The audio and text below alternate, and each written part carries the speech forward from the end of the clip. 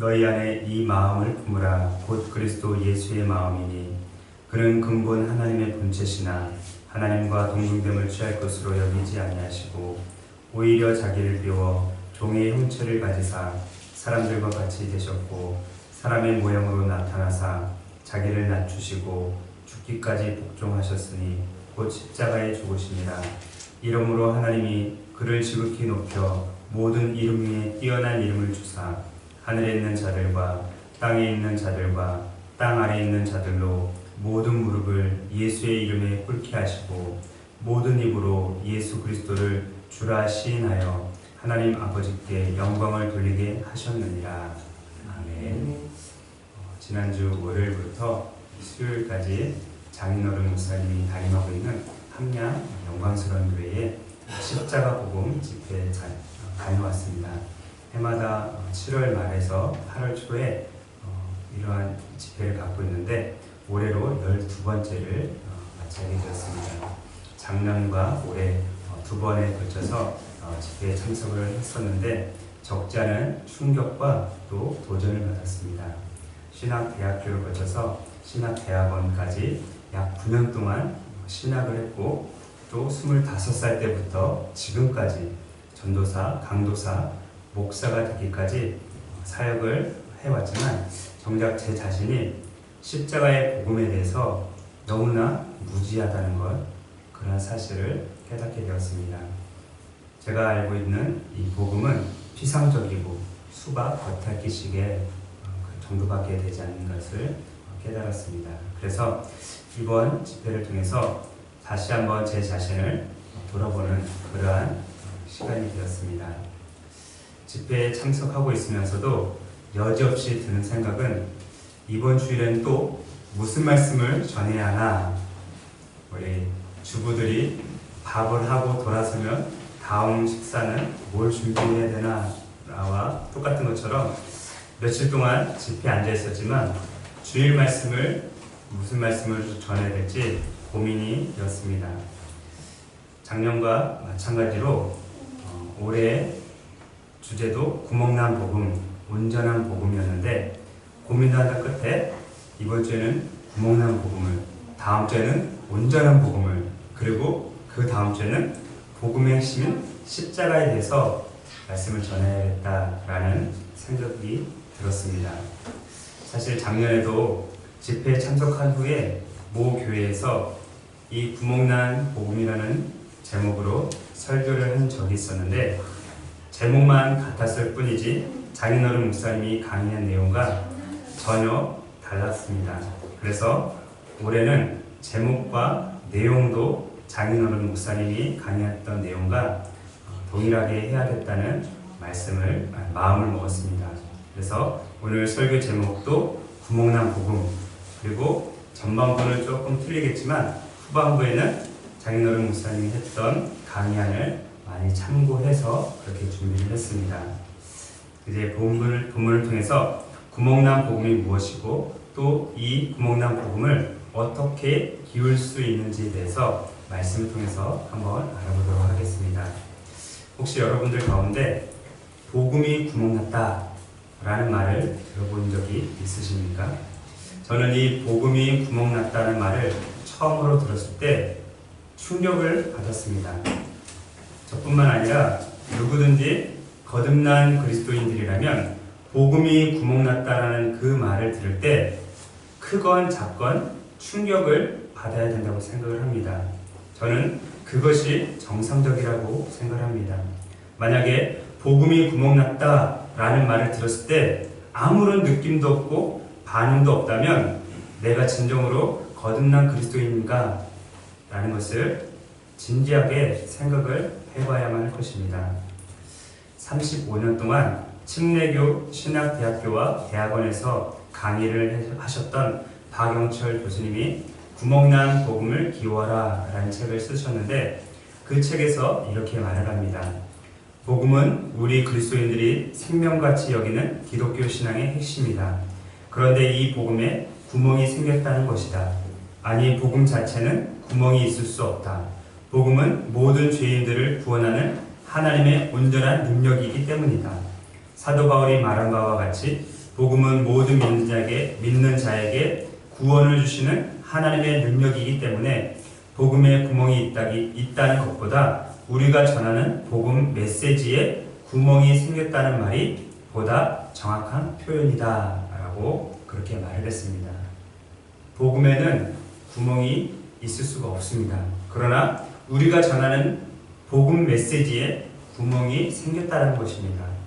계속해서 교수님의 말을 들어보시기 바랍니다.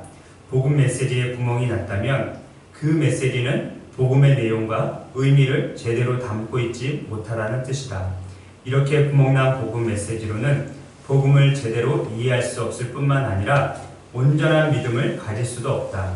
이러한 연유로 예수를 믿고 천국에 갈 확신을 얻었다고 하지만 실제로는 여전히 내가 나의 삶의 주인이 되어 살아가는 이른바 믿음 따로 생활 따로 신앙인이 되는 것이다 라고 그렇게 말을 했습니다. 사실 우리가 전하는 복음 메시지에 구멍이 생긴 것이지 복음 그 자체는 너무나도 완벽하기 때문에 결코 구멍이 생길 수 없습니다. 우리가 믿고 따르는 그리고 전하는 복음은 좋은 소식 또는 기쁜 소식이라고 말합니다. 복음을 영어로 하면 굿뉴스, 또 다른 말로 하면 가스펠이라고 그렇게 말을 합니다. 헬라어로는 유앙겔리온이라고 하고, 이 뜻은 예수님이 십자가에서 죽으셨고 부활하신 것을 온 인류에게 주시는 구원의 기쁜 소식이다 라고 그렇게 설명을 할 수 있을 것입니다. 한마디로 예수님이 곧 복음이다 라는 것입니다. 본문을 기록한 사도 바울은 복음이신 예수님에 대해서 이렇게 기록을 하고 있습니다. 우리 다같이 5절부터 8절까지 한 목소리로 읽어보겠습니다. 시작. 너희 안에 이 마음을 품으라. 곧 그리스도 예수의 마음이니 그는 근본 하나님의 본체시나 하나님과 동등됨을 취할 것으로 여기지 아니하시고 오히려 자기를 비워 종의 형체를 가지사 사람들과 같이 되셨고 사람의 모양으로 나타나사 자기를 낮추시고 죽기까지 복종하셨으니 곧 십자가에 죽으시니라. 우리는 사도 바울이 본문에서 말한 복음을 이해하려면 반드시 기독교의 핵심 교리 중의 하나인 삼위일체라는 관문을 통과해야만 합니다. 삼위일체가 어렵다고 구렁이가 담 넘어가듯이 그냥 넘어가면 안 됩니다. 물론 삼위일체는 설명하기도 힘들고 또 이해하기도 어렵습니다. 그리고 성경을 창세기부터 요한계시록까지 다 읽어봐도 삼위일체라는 단어는 나오지 않습니다. 그런데 이 삼위일체를 간략하게 말하면 성부, 성자, 성령은 삼위, 즉 세 인격을 가진 삼위로 존재하지만 본질은 한 분이라는 것입니다. 다시 한번요. 성부, 성자, 성령은 삼위, 세 인격을 가지고 존재하지만 본질은 한 분 하나님이라는 것입니다. 만약 제가 신학교에서 배운 대로 이 삼위일체에 대해서 여러 가지 예를 들어서 설명하면 여러분들의 머릿속에는 그 예를 든 것만 기억이 날 것입니다. 옛날부터 이 삼위일체에는 아주 뜨거운 논쟁거리였습니다. 많은 신학자들이 이 삼위일체에 대해서 여러 가지 비유를 들어서 설명을 했지만 결국은 잘못된 결과를 남기고 어떤 사람들은 이단으로 빠지기도 했습니다. 그래서 보수주의 신학자들은 이 삼위일체는 믿음으로 받아들여야만 이해할 수 있는 신비에 속한 것이다 라고 그렇게 말하기도 했습니다. 삼위일체는 믿음으로 받아들이면 쉽게 이해할 수가 있습니다. 사실 삼위일체를 우리가 이해할 수 있는 말로 설명하기가 상당히 까다롭고 또 어렵습니다. 이처럼 까다롭고 어려운 삼위일체에 관한 것을 보통 사람들이 쉽게 이해하도록 글을 쓴 사람이 있습니다. 영국의 옥스퍼드 대학교의 영문학과 교수였고 20세기 최고의 기독교 변증가라고 알려졌던 C.S. 루이스가 쓴 순전한 기독교라는 책이 있는데 그 책에서 이렇게 이야기를 합니다. 한번 들어보시기 바랍니다. 기독교 신조 가운데 하나는 그리스도가 하나님의 아들로 창조되신 것이 아니라 나셨다는 것입니다. 거기에는 모든 세계가 창조되기 전에 아버지에게서 나셨다는 말이 덧붙여 있습니다. 그리스도는 모든 세계가 창조되기 전에 창조되신 것이 아니라 나셨습니다. 낳는다는 것은 아버지가 된다는 뜻이고 창조한다는 것은 만든다는 뜻입니다. 즉 사람은 사람의 아이를 낳고 비버는 비버 새끼를 낳으며 새는 새 새끼로 부화될 알을 낳습니다. 하나님은 하나님을 낳습니다. 사람이 사람을 낳듯이 말입니다. 이해되셨나요? 쉽게 말하면 여기에 소, 말, 돼지, 고양이, 염소, 개 같은 동물이 있습니다. 동물이 새끼를 낳으면 뭐라고요? 동물이 새끼를 낳으면 뭐라고 부른다고요? 다른 말로? 동물 새끼. 네, 그냥 동물이 새끼를 낳으면 그냥 동물이라고 불러요. 그렇죠? 자, 여기 또 잘 들어보세요. 황인종, 흑인종, 백인종이 있어요. 통틀어서 사람이라고 부르는데 사람이 자녀를 낳으면 뭐라고 부르죠? 사람. 그렇죠. 내가 낳으면 새끼라고 부를 수 있어요. 근데 다른 사람한테 이 새끼야 그러면 욕이죠. 사람은 사람을 낳습니다. 사람은 동물을 낳지 않습니다. 자, 그러면 여기 하나님이 계십니다. 하나님은 원래부터 처음부터 스스로 계신 분입니다. 누가 만든 존재가 아니에요. 그 하나님이 하늘에서 아들을 낳으셨습니다. 그러면 그 아들을 우리가 뭐라고 부를까요? 예수님. 아니요. 하나님이 아들을 낳았어요. 그럼 뭐라고 부를까요? 하나님 아들. 하나님. 그렇죠. 하나님은 예수님.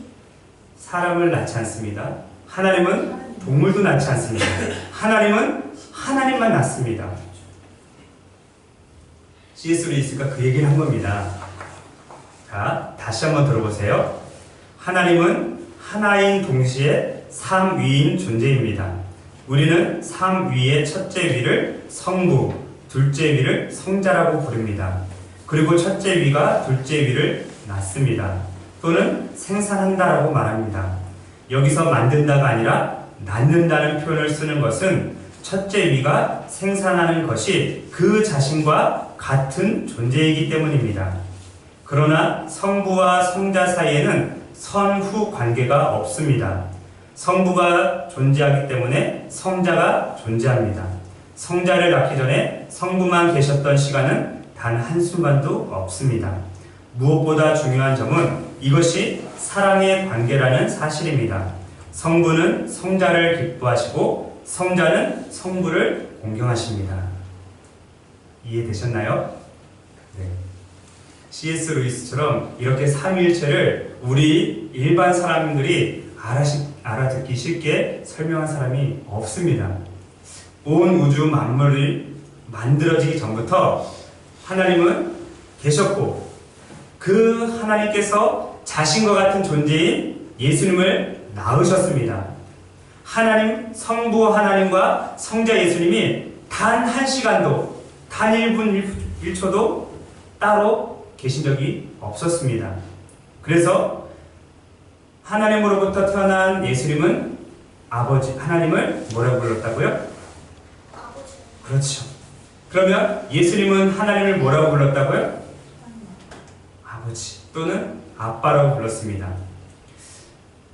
아버지 하나님은 아들 예수님을 기뻐하셨습니다. 그리고 아들 예수님은 아버지 하나님을 공경했습니다. 그렇게 아버지와 아들은 부자 관계로 뜨겁게 사랑을 한 겁니다. 제가 제 아들을 볼 때마다 저는 못난 놈 이렇게 생각할까요? 아들을 볼 때마다 눈에서 하트가 뿅뿅뿅 나갈까요?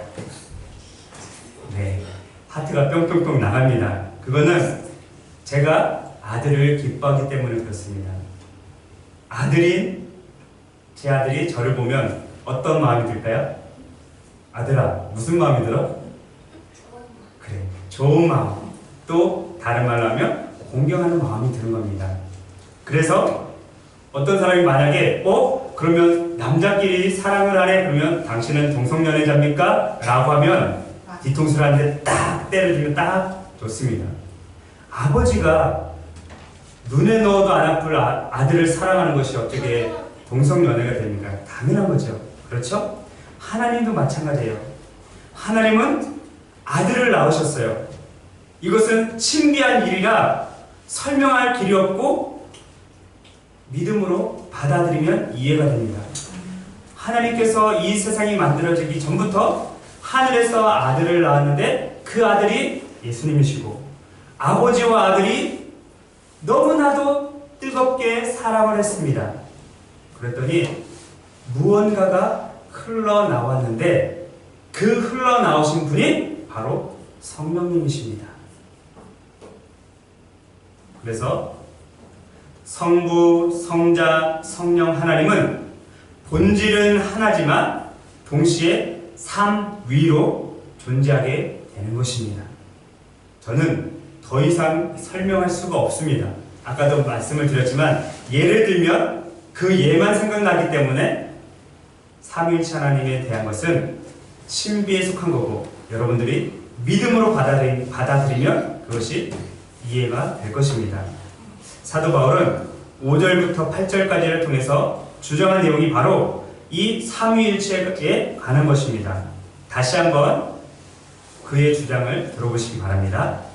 예수님은 근본적으로 하나님과 동일한 본체를 가지고 계시는 분이셨습니다. 그러나 그는 하나님과 동등됨을 취할 것으로 여기지 않으시고 자기를 비워 종의 형체를 가진 사람들과 같이 되셨으며 자기를 낮추시고 십자가에서 죽기까지 복종하셨습니다. 사도 바울은 지금 삼위일체 하나님에 대해서 설명을 하고 있는 것입니다. 이제 본문을 통해서 구멍난 복음이 무엇인지 구체적으로 한번 말씀을 드려보도록 하겠습니다. 여기서부터는 저희 장인어른 목사님이 강의한 내용을 참고를 해서 준비를 했습니다. 장인어른 목사님께서 이렇게 말을 했습니다. 구멍난 복음에는 삼위일체에 대한 잘못된 인식이 있다. 제가 지금 삼위일체에 대해서 설명을 드렸습니다. 그런데 그 삼위일체에 대한 잘못된 인식이 있다라고 그렇게 말합니다. 그리고 그렇게 말한 후에 세 가지의 구멍에 대해서 말을 했는데 첫 번째 구멍은 하나님의 존재를 인정하나 주권을 인정하지 않고 사랑하지 않으며 창조주 하나님으로만 믿는다는 것입니다. 다시 한번 들어보세요. 첫 번째 구멍은 하나님의 존재를 인정하나 주권을 인정하지 않고 사랑하지 않으며 창조주 하나님으로만 믿는다라는 것입니다. 최초의 사람이었던 아담과 출애굽한 이스라엘 백성들이 하나님의 존재를 알았습니다. 어떻게 알았냐면 창조주 하나님으로만 알았다는 것입니다. 아담은 하나님께서 따먹지 말라고 했던 선악과를 따먹었습니다. 그것은 하나님의 말씀을 어기고 불순종한 겁니다. 출애굽한 이스라엘 백성들도 마찬가지로 하나님 외에 그 어떤 신도 섬기지 말고 만들지 말고 그 앞에 절하지 말라고 했는데 애굽에서 탈출해서 나온 지 얼마가 되지 않아서 금 송아지로 우상을 만들었습니다. 그리고 그 송아지가 하나님이라고 경배를 했습니다. 그들은 하나님의 존재는 알았지만 하나님이 어떤 분이신지 몰랐다는 것입니다. 이것이 하나님의 존재를 인정하나 주권을 인정하지 않는 그런 사건이었습니다. 예수님 당시에도 유대인들이 마찬가지였습니다. 그들은 하나님을 창조주로만 믿었지 하나님의 주권과 소유권을 인정하지 않았습니다. 게다가 하나님을 사랑하지도 않았습니다. 그래서 예수님께서 이렇게 말씀을 하셨습니다. 다만 하나님을 사랑하는 것이 너희 속에 없음을 알았노라.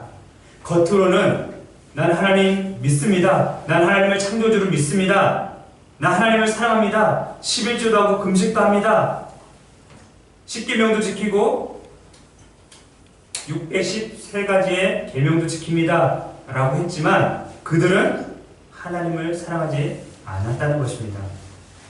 하나님을 믿는다는 것은 토기장이의 주권이 보장됨과 같은 것입니다. 토기장이는 흙으로 토기를 만듭니다. 우리가 보기에는 정말 예쁘고 아름답게 만든 그릇이고 물컵이지만 토기장이가 보기에는 조금이라도 흠이 있으면 그것을 가차없이 내다 버립니다. 부숴 버립니다. 그리고 어떤 것은 아주 귀한 그릇으로 만들고 어떤 것은 아주 천한 그릇으로 만듭니다. 그것은 토기장의 마음입니다. 그걸 다른 말로 주권이라고 이야기합니다. 나 자신과 내 소유와 나의 전 생애가 하나님의 주권에 있고 또 하나님을 위한 것임을 인정하는 것이 바로 하나님을 믿는 것입니다. 우리가 하나님께 무엇인가를 얻어내려고 하나님을 목적과 수단으로 이용하는 것은 결코 하나님을 믿는 것이 아닙니다. 오늘날 한국교회 현주소를 보시기 바랍니다. 마치 하나님을 복을 빌어주는 알라딘의 요술 램프 속에 있는 지니처럼 그렇게 목적과 수단으로 이용합니다. 내가 힘들고 어려울 때 주머니에서 하나님 꺼내서 하나님 도와주세요. 내 문제가 해결되면 다시 주머니에 집어넣고 이제 하나님 잠시 쉬고 계세요. 나의 목적과 수단으로 하나님을 그렇게 이용한다는 것입니다. 다른 말로 하면 기복신앙이라고 할 수 있습니다. 한국교회는 아직까지도 이 기복신앙에서 빠져나오지 못하고 있습니다. 성경은 이런 것은 올바른 믿음이 아니다라고 그렇게 말씀하고 있습니다. 하나님이 천지를 창조하셨다고 선포합니다. 우리는 그것을 믿습니다. 그런데 거기서 끝나면 온전한 복음이 될 수가 없습니다. 하나님의 존재를 인정하고 하나님의 권위를 인정하고 또 하나님의 그 모든 주권을 인정할 때 온전한 복음이 될 수 있는 것입니다. 아담의 죄는 하나님의 존재를 부정한 것이 아니라 하나님의 권위를 부정한 것입니다. 하나님을 믿는다는 것은 힘을 다하고 마음을 다하고 성품을 다해서 사랑하는 것입니다. 예수님은 여기에다가 목숨까지 포함을 했습니다. 예수님께서 이르시되 내 마음을 다하고 목숨을 다하고 뜻을 다하여 주 너의 하나님을 사랑하라 라고 그렇게 말씀하셨습니다. 이처럼 하나님의 존재를 인정하나 주권을 인정하지 않고 하나님을 사랑하지 않고 창조주로만 믿는 것이 바로 첫 번째 구멍난 복음입니다. 두 번째 구멍난 복음은 예수님을 구세주로만 믿는다는 것입니다. 예수님은 구세주이십니다. 그러나 동시에 주님이십니다. 우리 주님에 대해서 예수님의 주인 되심에 대해서 많이 배웠죠? 구세주는 영어로 뭐라고요? Savior. 그리고 이 Savior의 뜻은 세상을 구원하는 자라는 뜻입니다. 그리고 주님은 영어로 뭐라고요? 주님은 영어로 네. 엄마가 발음이 잘 돼요. 로드 길이에요. 자, 주님은 로드라고 하는데 히브리어로 바꾸면 아도나이, 헬라어로 바꾸면 퀴리오스, 다 주님이란 뜻입니다. 사도 바울은 본문을 통해서 예수님께서 십자가에 죽으셨다가 부활하셨다라는 것을 기록을 하고 있습니다. 그런데 예수님 혼자 그렇게 한 것이 아니라 하나님께서 죽었다가 부활하신 예수님을 지극히 높이셔서 모든 이름 위에 뛰어난 이름을 주셨고 하늘과 땅 아래에 있는 모든 자들이 예수님의 이름에 무릎을 꿇게 하시고 모든 입으로 예수를 그리스도와 주로 주님으로 시인하게 하여서 하나님께 영광을 돌리게 하였다라고 그렇게 말을 하고 있습니다. 우리 다 같이 9절부터 11절까지 한 목소리로 읽어보겠습니다. 시작. 이러므로 하나님이 그를 지극히 높여 모든 이름 위에 뛰어난 이름을 주사 하늘에 있는 자들과 땅에 있는 자들과 땅 아래에 있는 자들로 모든 무릎을 예수의 이름에 꿇게 하시고 모든 입으로 예수 그리스도를 주라 시인하여 하나님 아버지께 영광을 돌리게 하셨느니라. 아멘. 바로 이 안에 예수님은 구세주이실 뿐만 아니라 주님이라고 분명히 기록이 되어 있습니다. 사도 바울뿐만 아니라 오순절날 마가 요한의 다락방에 모여 있었던 120명의 사람들, 그리고 그 중에 베드로를 비롯해서 11명의 사도들이 성령의 충만함을 받은 다음에 명절을 지키기 위해 모였던 수만 명의 유대인들 앞에서 선포했던 복음의 메시지도 바로 이와 똑같은 내용이었습니다. 사도행전 2장으로 한번 가보겠습니다. 사도행전 2장 36절입니다. 사도행전 2장 36절.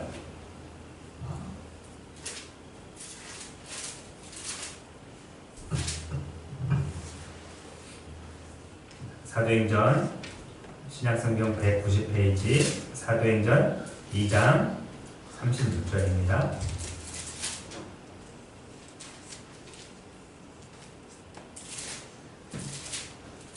페이지.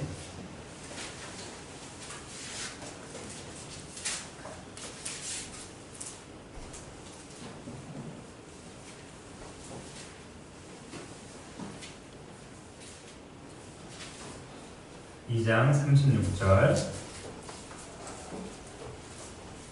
우리 같이 한번 읽어보겠습니다. 시작. 그런즉 이스라엘 온 집은 확실히 알지니 너희가 십자가에 못 박은 이 예수를 하나님이 주와 그리스도가 되게 하셨느니라 하니라. 아멘. 우리가 조금 전에 읽었던 말씀과 똑같죠? 하나님께서 십자가에 죽었다 살아나신 이 예수님을 주님과 그리스도가 되게 하셨다라고 그렇게 말씀하십니다. 예수님은 구원의 측면에서 본다면 구세주가 맞습니다. 그러나 구원받은 신분으로 본다면 예수님은 우리의 주님이십니다. 다른 말로 하면 예수님은 우리의 주인님이십니다. 때문에 우리가 예수님을 믿는다는 것은 내가 예수님의 종이 된다는 것입니다. 종은 내 마음대로 내 뜻대로 살아갈 수 있는 존재가 아닙니다. 주인이 시키면 하늘에 있는 별까지 따와야 되고, 주인이 죽으라고 하면 죽는 신용까지 해야 됩니다. 아니 어쩌면 진짜 죽어야 되는 것입니다. 예를 들면 종이 하루 종일 밖에서 일하고 왔습니다. 너무나 피곤하고 힘들고 배도 고픈데 주인이 종이 돌아오자마자 아무개야 저녁상 차려와라 라고 명령을 내립니다. 그러면 종이 주인님 저 피곤해요 이따 할게요 라고 하면 어떻게 될까요? 맞아 죽든지 칼에 찔려 죽든지 둘 중에 하나, 혼나는 건 둘째치고 목숨이 왔다 갔다 하겠죠. 그 명령에 그냥 손발만 씻고 와서 부엌으로 가서 상을 차려서 주인 앞에 대령을 해야 됩니다. 이제 조금 쉬려고 하는데 주인이 아무개야 목욕물 좀 받아놔라. 그러면 또 종은 목욕탕으로 달려가서 목욕물을 준비해야 됩니다. 이것이 바로 주인과 종의 관계입니다. 구약시대에는 귀뚫은 종의 예가 있는데 출애굽기 21장 5절과 6절에 보면 귀뚫은 종에 대한 내용이 기록이 되어 있습니다. 이제 제가 읽을게요. 안 찾고. 만일 종이 분명히 말하기를 내가 상전과 내 처자를 사랑하니 나가서 자유인이 되지 않겠노라 하면 상전이 그를 데리고 재판장에게로 갈 것이요 또 그를 문이나 문설주 앞으로 데리고 가서 그것에다가 송곳으로 그의 귀를 뚫을 것이라. 그는 종신토록 그 상전을 섬기리라. 기고리하고 다니는 여성분들 보면 누구의 종이 되고 싶어서 저렇게 귀를 뚫었는지 모르겠지만 옛날 구약시대는 어떤 주인을 사랑해서 그 주인의 영원한 종이 되기를 원하면 귀를 뚫었습니다. 그러면 그 종은 그 주인의 영원한 종이 됩니다. 귀를 뚫은 종이 그 다음부터 자기 마음대로 할 수 있을까요? 아니에요. 결코 자기 마음대로 못해요. 죽을 때까지 그 종은 자기가 사랑하는 주인의 종으로 살아가야 되는 겁니다. 이처럼 우리 모두는 주인을 사랑해서 자유인이 되기를 거절하고 귀뚫은 종처럼 예수님을 사랑해서 평생토록 예수님을 주님으로 모시고 섬겨야만 하는 것입니다. 어떤 이단 종파들은 나는 몇 년도 몇 월 며칠 몇 시에 구원을 받았으니 이제 나는 내 인생은 내 맘대로 살 거야 라고 하는 그러한 이단 종파들이 있습니다. 그들은 여전히 구멍난 복음대로 살아가고 있는 것입니다. 이제 우리는 귀뚫은 종처럼 예수님을 구세주와 주님으로 섬겨야만 하는 것입니다. 이제 마지막 세 번째 구멍은 예수님을 영접함에 대한 오해입니다. 요한복음 1장 12절에 보면 이렇게 기록이 되어 있습니다. 영접하는 자, 곧 그 이름을 믿는 자들에게는 하나님의 자녀가 되는 권세를 주셨으니, 영접은 받아들인다 라는 말입니다. 다른 말로 바꾸면 믿는다는 뜻입니다. 이 말을 이해하려면 요한복음 6장으로 가봐야 되는데, 요한복음 6장 이제 안 찾아도 돼요. 제가 다 읽을게요. 6장 48절에서 58절까지 읽어야 되는데 53절부터 58절을 제가 읽겠습니다. 요한복음 6장 53절에서 58절입니다. 예수께서 이르시되 내가 진실로 진실로 너희에게 이르노니 인자의 살을 먹지 아니하고 인자의 피를 마시지 아니하면 너희 속에 생명이 없느니라. 내 살을 먹고 내 피를 마시는 자는 영생을 가졌고 마지막 날에 내가 그를 다시 살리리니 내 살은 참된 양식이요 내 피는 참된 음료로다. 내 살을 먹고 내 피를 마시는 자는 내 안에 거하고 나도 그의 안에 거하나니 살아계신 하나님께서 나를 보내심에 내가 아버지로 말미암아 사는 것 같이 나를 먹는 그 사람도 나로 말미암아 살리라. 이것은 하늘에서 내려온 떡이니 조상들이 먹고도 죽은 그것과 같이 아니하여 이 떡을 먹는 자는 영원히 살리라. 예수님의 살과 피를 먹는다는 것 때문에 초대교회에 예수님을 믿지 않는 사람들은 이 기독교를 믿는 사람들을 아주 못된 종교를 믿는 사람들로 그렇게 오해를 했습니다. 진짜 피와 진짜 살을 먹는 그러한 사람들로 여겼던 것입니다. 그런데 예수님께서 말씀하신 것은 진짜 살과 진짜 피가 아니라 예수님을 비유해서 생명의 떡으로 오신 자신과 또 생명의 음료로 오신 그 피를 마시면 믿으면 영생을 얻는다는 말입니다. 예수님을 영접하는 것도 믿음을 의미하는 것입니다. 즉 예수님의 살과 피를 마시고 예수님을 영접하는 것은 예수님이 하나님이시고 구세주이시고 주님임을 인정하고 뿐만 아니라 예수님과 연합을 한다는 말입니다. 예수님을 구세주로만 인정하는 사람은 예수님을 영접하지 않은 사람입니다. 우리는 예수님을 구세주와 주님으로 영접함과 동시에 더불어서 생명이신 예수님과 연합이 되어야만 합니다. 우리가 예수님과 연합되기 위해서는 우리의 어떠한 노력과 열심으로 할 수는 없습니다. 예수님과 연합되기 위해서는 성령님의 은혜가 성령님의 도우심이 필요한 것입니다. 그래서 예수님께서 내가 하늘로 올라가면 아버지께서 보혜사 성령을 너희에게 보내주겠다라고 말씀을 하셨습니다. 그 성령을 통해서 우리는 예수님과 연합을 할 수 있는 것입니다. 이처럼 예수님을 영접하는 것은 예수님을 주님으로 믿는 것이고 또 예수님을 나의 생명으로 여기고 고백하는 결단입니다. 그리고 오직 예수님으로만 살겠다는 그러한 믿음의 고백인 것입니다. 이제 말씀을 맺겠습니다.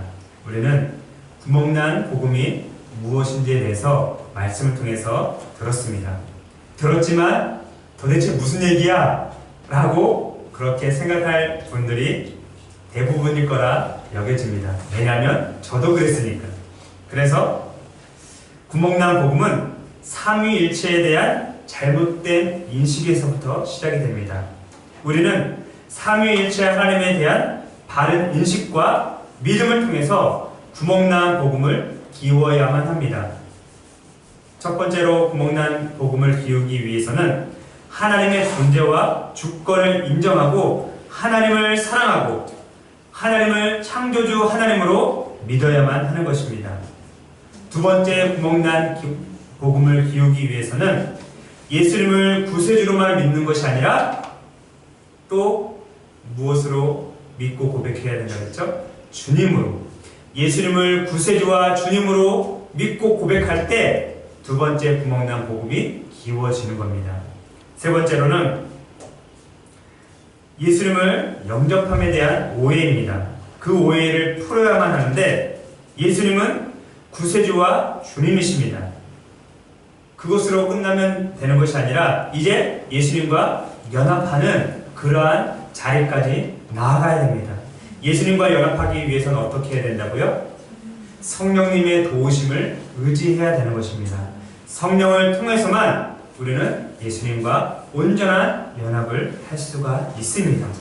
이것이 바로 오늘 우리가 말씀을 통해서 들었던 구멍난 복음과 구멍난 복음을 기우는 방법입니다.